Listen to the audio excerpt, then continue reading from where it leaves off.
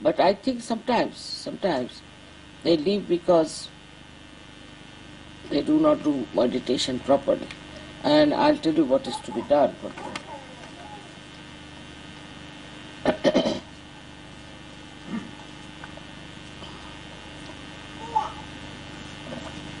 It's sleepy.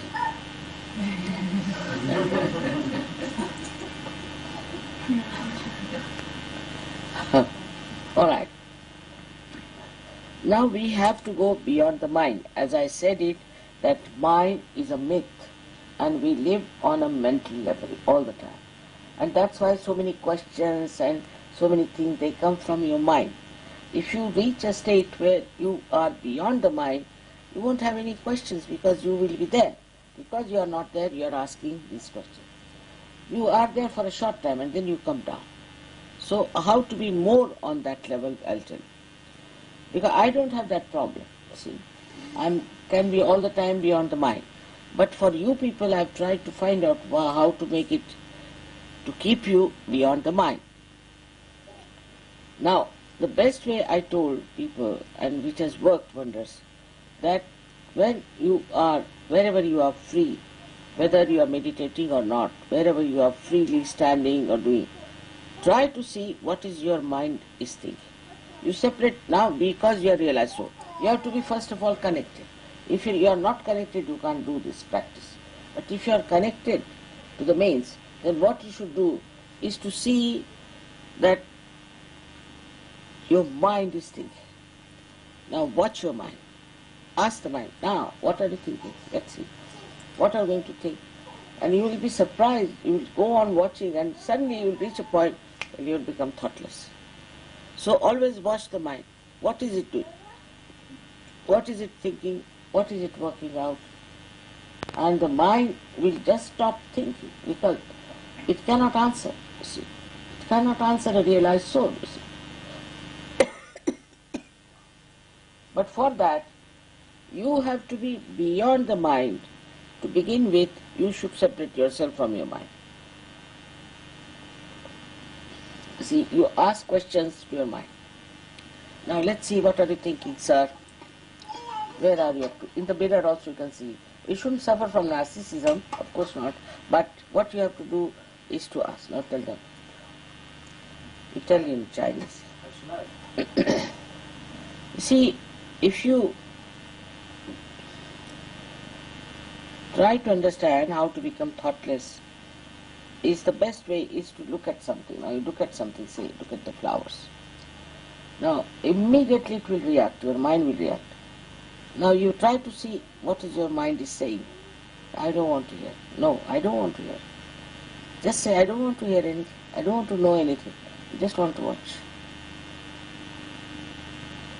That's all. Gradually you will grow.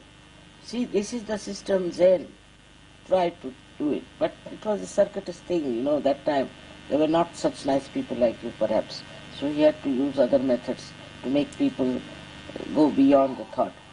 For example, I was telling just now about the tea ceremony.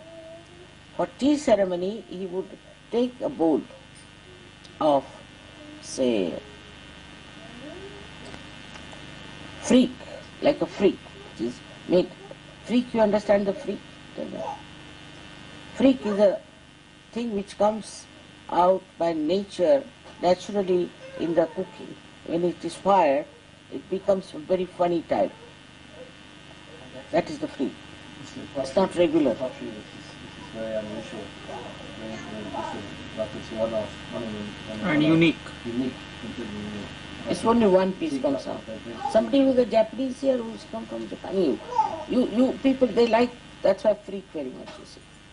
So, what he said that it is, you take the bowl in your hand for tea ceremony. That's the best thing. So first of all, you sit in a garden with natural trees and natural fibers of the wood and all that sitting down. And you start watching that thing. 3 times you move like this and 3 times like that. And don't think, that's his point first, don't think, you move it. And then you take that tree. That tree is so sour, so bitter, can say quinine raised to power 108. Once you take that, you become absolutely thoughtless.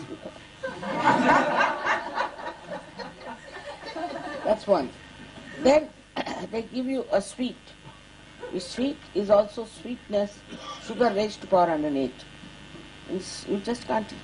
So you wear from one extreme to another extreme. Again you become like that, you see. It's like stunning. When they put this side and that side, suddenly it works out. But it's meant for people who already have got realization, not for people who have not got. That's why still they are studying with Zen, this tea ceremony.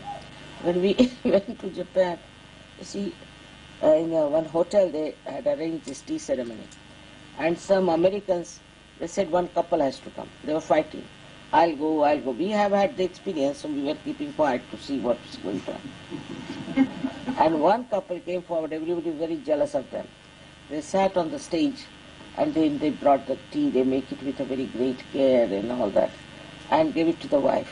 She drank it and she was stunned, and then they gave it to the husband. The husband, American after all, he got so angry, he threw the bowl at him. He said, damn it, you took so much money from us, and what are you giving us? So he gave all kinds of American abuses to them, and they came away, and everybody started beating the people who had put up the show. So, this is meant for people who really want to go very deep in Zen. He also made a big courtyard filled with sand, with some sort of designs in the sand, and they put some stones in it. You are supposed to sit on the edge of that and to look at it without thinking. But normally people start comparing, which looks like shapes, it looks like this, No, you have to just look at it without. There are many such things he did, but nothing worked out with them. There are only 26 people who got realization in the Zen system till the 6th century, from the 6th century to the 12th century, and after that nobody got realization. But there were very few, and that's why they don't understand Zen at all. If people write Zen, because it's very deep and they don't understand. So that's what it is. Now Sahaja Yoga is understood, can be understood by normally educated person, by even uneducated people. And this happens because actualization takes place. Your Kundalini takes an actual ascent. Now tell them this. Now in Sahaja Yoga, when people come in, there are different categories of people also. Some of them come because they think they can get good health. Once they get good health, they disappear. Then they again get some trouble, they come back. Just for good health. So you can't help. They have very limited desires. Then some people come in Sahaja Yoga for throwing their weight around, you see, showing off their ego, that I'm this, you see, trying to make another group, another this thing. You see, like that also some people come in, very common, like a politics, you see. And they try to create against the leader, against this is wrong with him, that is wrong with him, and all kinds. Then thirdly people come, but they don't come regularly to Sahaja. They do not come regularly to the center. They just keep aloof, and after some time they're lost. Once they again get some diseases or trouble, then they come. So it's a religious duty of all of you to come to the collective, one thing. The second one is to meditate every day in the night before sleeping on your mind. Everywhere you go, you should be in a meditative condition, in the sense you should ask your mind what is it thinking. All should come to collective. Every time they have a program, wherever it is. All right. In Delhi I have seen people are really wonderful. There are so many people, at least about, I think 200 people. Of course we have a good center there. 200 people, every morning they come for meditation. Every morning. 200, look at these people. So the quality within, we call the pinda. See, the quality of a person depends on how much you want Sahaja. You just want to have all the advantages, you want to do everything. Like this lady Susmita Sen, she got the first prize. She is a surgeon. She is a surgeon and she meditates every day. Every day she meditates. And every day she used to come in the morning to our ashram in Delhi. She's a great surgeon, I must say. But now she's in Calcutta and there also she does the same. So the children also, some who are, this child is very highly developed child this morning. I saw her yesterday. She's a born realized. And she is the one, she must be meditating, I'm sure, when she is a very highly developed person. She's got it from her last life.